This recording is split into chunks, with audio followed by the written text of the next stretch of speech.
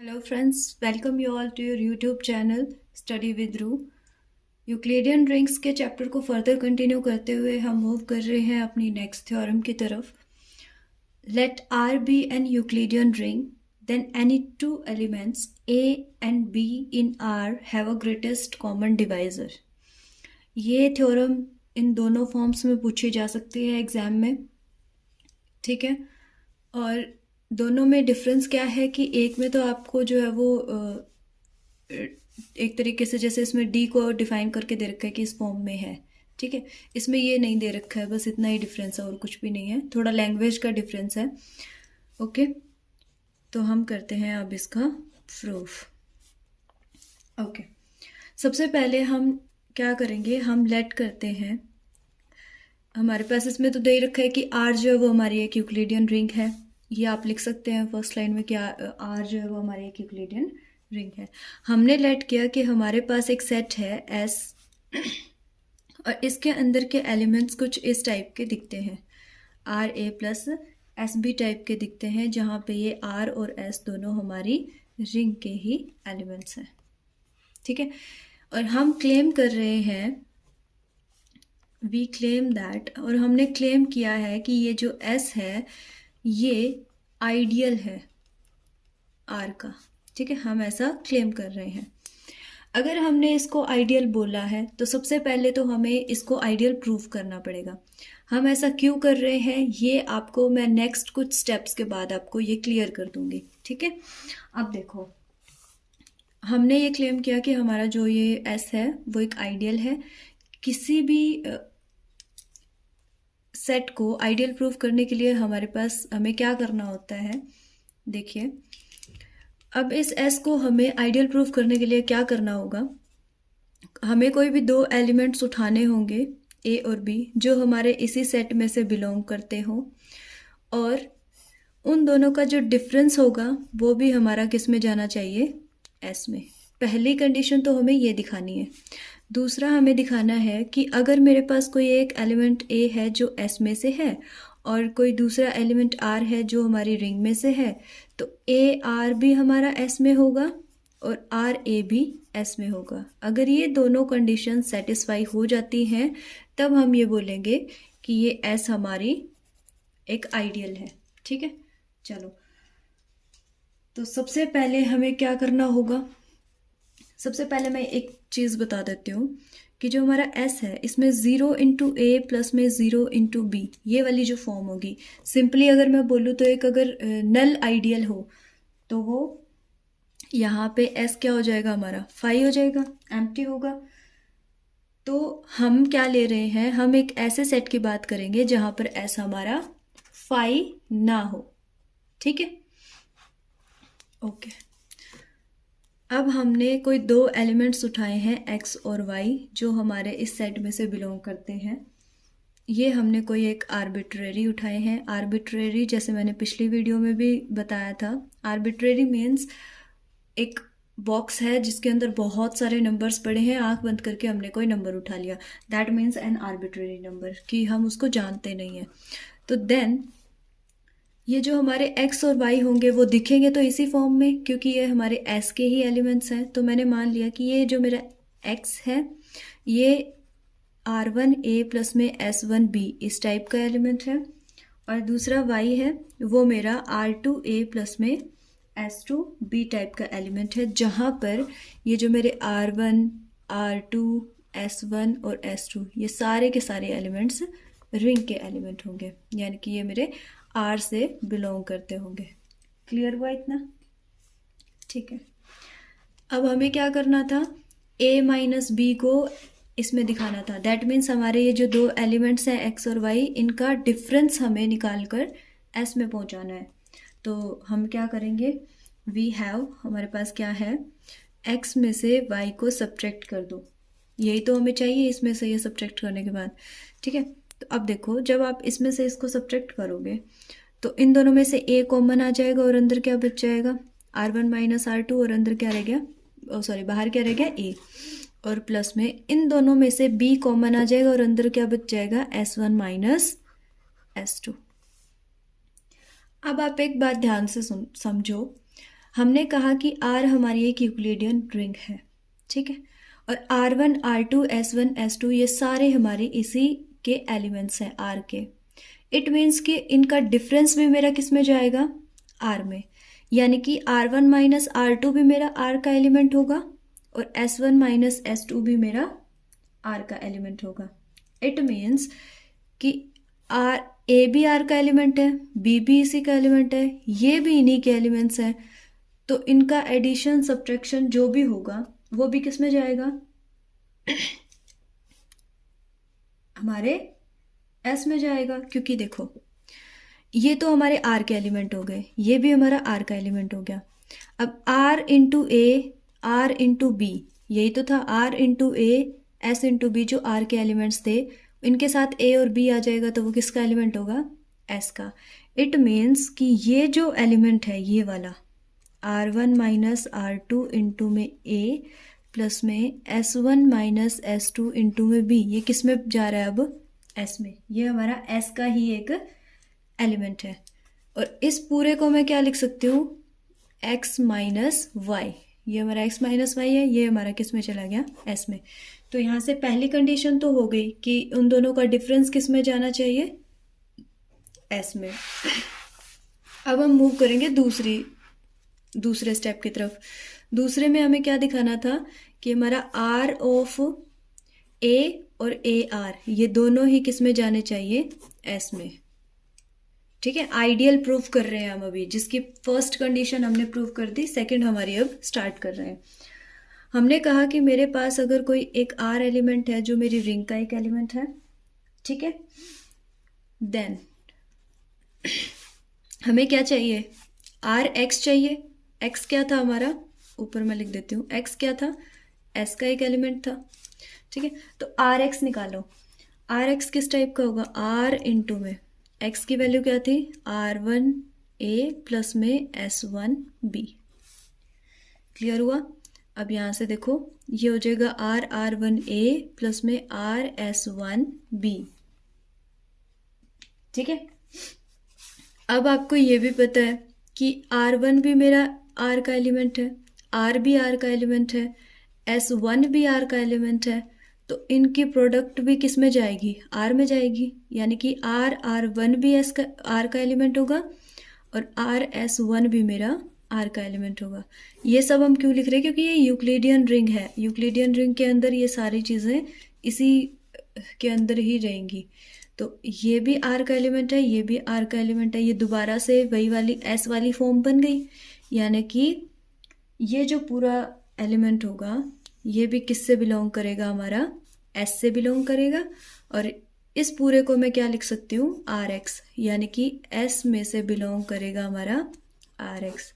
अब क्योंकि Euclidean ring जो होती है वो हमारी एक कम्यूटेटिव रिंग होती है, ठीक है, ये हमारी कम्यूटेटिव रिंग होती है। और कम्यूटेटिव होती है, इट मीन्स अगर RX इसमें है तो X और भी S का ही एलिमेंट होगा।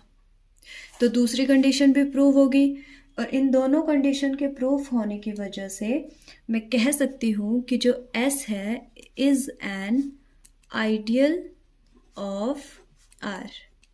और पिछली थ्योरम में हमने ये प्रूव किया था कि किसी भी यूक्लिडियन रिंग का जो आइडियल होता है वो उसका प्रिंसिपल आइडियल होता है, ठीक है। इट मीन्स, फिर आप यहाँ पे लिख देना कि but every ideal of a Euclidean ring is a principal ideal ring. वो एक प्रिंसिपल आइडियल रिंग होती है, ठीक है। तो मैं यहाँ से क्या कह सकती हूँ कि ये जो मेरा S होगा is generated by some element, generated by some element, ये किसी एलिमेंट से जनरेट करेगा। और हमने मान लिया कि जो लेट D जो एक ऐसा एलिमेंट है जिससे ये जनरेट हो रहा है, D is the element by which S is generated। हमने लेट किया है कि जिस एलिमेंट से ये जनरेट हो रहा है ना, वो एलिमेंट और कोई एलिमेंट नहीं है, वो है D, ठीक है। ये क्या लिखा है मैंने यहाँ से, पहले मैंने एस को आइडियल प्रूफ किया। लास्ट थ्योरम में हमने ये प्रूफ किया था कि जितनी भी आइडियल होती हैं किसी भी यूक्लिडियन रिंग की, वो प्रिंसिपल आइडियल रिंग होती है। और प्रिंसिपल आइडियल रिंग का मतलब ही ये होता है कि वो अपने किसी एलिमेंट से जनरेट होता है, और वो जिस एलिमेंट से जनरेट हो रहा है मैंने उसको मान लिया है डी। ठीक है, आगे चलो। इट मीन्स कि डी हमारा एक एस का कोई एलिमेंट हो गया। अगर ये एस का एलिमेंट है तो ये इस फॉर्म में लिखा जाएगा, इस फॉर्म में, R A plus S B form में।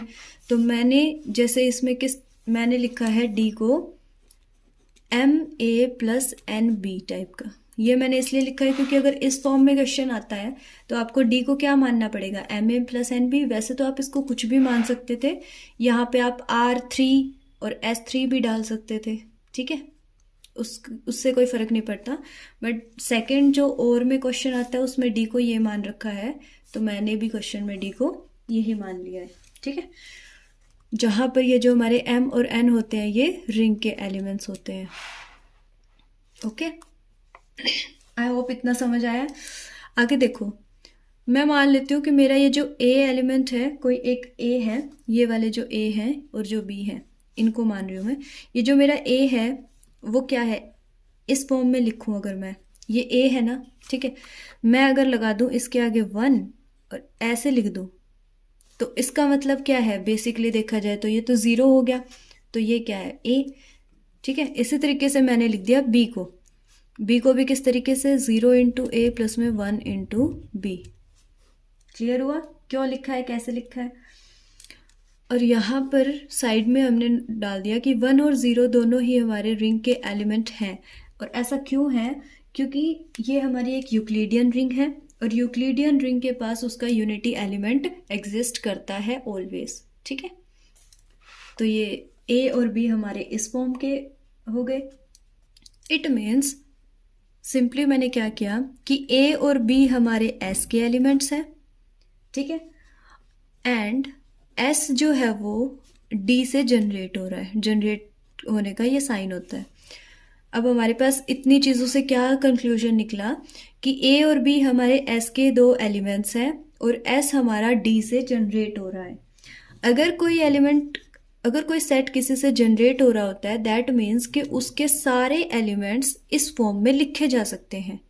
ठीक है, तो मैंने क्या किया, मैंने अपने इस ए को डी इंटू लैम्डा फॉर्म में लिख दिया और हमारे बी को डी इंटू म्यू में लिख दिया। ठीक है, समझ आया क्यों लिखा है, क्योंकि ये इससे जनरेट हो रहा है, इट मीन्स इसके साथ कुछ मल्टीप्लाई करेंगे तो ये वाले एलिमेंट्स हमें मिल जाएंगे, ये इस फॉर्म में लिखे गए। क्लियर हुआ यहाँ तक। अब देखो, ऐसे लिखे जाने का मतलब क्या हुआ कि ये जो मेरा डी है ये ए को डिवाइड करता है, और इससे मैं क्या बोल सकती हूँ कि मेरा डी जो है वो बी को डिवाइड करता है। क्लियर हुई माइंड में ये दोनों चीज़ें। अगर इसको मैं इस फॉर्म में लिख पा रही हूँ दैट मीन्स मेरा डी ए को डिवाइड करता है, अगर इसको इस फॉर्म में लिख पा रही हूँ दैट मीन्स मेरा डी बी को भी डिवाइड करता है। अब हमें क्या बताना था कि ये इसका GCD है, ग्रेटेस्ट कॉमन डिवाइज़र। GCD की डेफिनेशन के अकॉर्डिंग, GCD की डेफिनेशन क्या बोलती है कि मैं अपने इस एलिमेंट D को इसका GCD कब कहूँगी, जब ये D मेरे दोनों एलिमेंट्स को डिवाइड करे और कोई एक तीसरा एलिमेंट भी इन दोनों को डिवाइड करे, और फिर ये वाली कंडीशन होगी। ठीक है, आप ध्यान से देखना। अभी ये यहाँ तक तो हो गया, फर्स्ट जो हमारा पार्ट होता है कि D A को डिवाइड करे, D B को डिवाइड करे। अब हमें क्या करना है, हमें एक तीसरा नंबर लेना है। कि हमने क्या किया, सपोज करो कि मेरे पास कोई एक एलिमेंट है C, सपोज दैट मेरे पास कोई एक C है, ये C A को भी डिवाइड करता है और ये C B को भी डिवाइड करता है। हमने कोई एक ऐसा C उठाया है, अगर मेरा C A को डिवाइड करता है तो इसके सारे मल्टीपल्स को भी डिवाइड करेगा, यानी कि M मल्टीपल हो गया मान लो, और अगर C B को डिवाइड करता है तो इसके मल्टीपल्स को भी डिवाइड करेगा। इसको कुछ इस तरीके से ले लो, जैसे मैं आपसे कहूँ कि मान लो मेरे पास है C की वैल्यू है 5, ठीक है, और A है मेरा 10। इस तरीके से ले लो। अगर 5 10 को डिवाइड करता है, अब 10 के मल्टीपल्स जो हैं, जैसे 10 इंटू 1 इसको भी डिवाइड करेगा, 10 इंटू 2 तो 20 को भी डिवाइड करेगा। अब 10 की टेबल चाहे तुम कहीं तक भी ले जाओ, 5 तो उसको डिवाइड करेगा ना। अगर इसी तरीके से एग्जांपल लो, 2 जो है 4 को डिवाइड करता है। अब 4 2 ज़ा 8 होता है, 4 3 ज़ा 12, इन सभी चीज़ों को भी 2 डिवाइड करेगा। तो कुछ इस तरीके से लिखा है कि अगर C A को डिवाइड करता है, दैट मीन्स C उसके मल्टीपल्स को भी डिवाइड करेगा। C B को डिवाइड कर रहा है तो उसके मल्टीपल्स को भी डिवाइड करेगा, ठीक है। और अगर ये इन दोनों को अगर इनको भी डिवाइड कर रहा है, इट मीन्स हम लिख सकते हैं, हम कह सकते हैं कि जो C होगा वो इनके एडिशन को भी डिवाइड करेगा, ठीक है। और AM प्लस BN और कुछ नहीं था, क्या था हमारा, क्या था, D। तो यहाँ से क्या कंक्लूजन निकला कि ये जो C है वो D को भी डिवाइड करता है। और by the definition of GCD, by definition of GCD, अगर कोई D A को डिवाइड करे, अगर कोई D B को डिवाइड करे, फर्स्ट कंडीशन। सेकंड में, अगर मेरे पास कोई C है जो A को डिवाइड करता है और कोई C है जो B को डिवाइड करता है, देन C D को डिवाइड करे, तो हम बोल सकते हैं कि जो D होगा वो हमारा GCD होगा। तो अब यहाँ पे देखो, पहले हमने क्या किया, ये वाली कंडीशन प्रूव करवा दी, फिर हमने एक C एलिमेंट लिया जो इन दोनों को डिवाइड कर पा रहा है, और फिर ये वाली चीज़ भी हमने लास्ट में प्रूव करके दिखा दी। इट मीन्स हम क्या बोल सकते हैं कि D जो है वो हमारा और कुछ नहीं है, GCD है। और यही हमारी थ्योरम थी जिसमें हमें ये दिखाना था कि ये जो हमारा D होगा वो एक ग्रेटेस्ट कॉमन डिवाइज़र होगा। आई होप कि आपको क्लियर हो गया होगा। अगर आपको फिर भी इस पूरे थ्योरम में या फिर इससे पीछे करवाई गई किसी भी थ्योरम में कोई डाउट है तो आप कमेंट बॉक्स में डाल सकते हैं। Thank you so much, thanks for watching.